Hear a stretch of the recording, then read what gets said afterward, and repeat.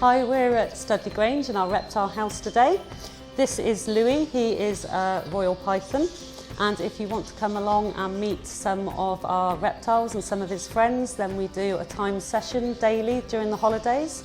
And if you'd rather the fluffy type, then we do a small mammal encounter later on in the day. There's also lots of other activities going on throughout the day, including our keeper talks. There's so much to do here at Studley Grange, regardless of the weather, whether it's hot, whether it's cold, whether it's raining. We've got inside areas, we've got outside areas, and we've also got our beautiful soft play area, which is fully air conditioned. So if it is a really hot day, go in there, you can stay nice and cool, so can they, as they burn off all that extra energy.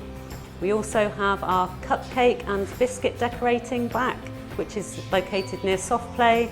So then you can take that tasty treat home for tea. And then we also have our cafe and our restaurant. And don't forget the garden centre, where you can get all your lovely summer plants for your glorious beds in your garden.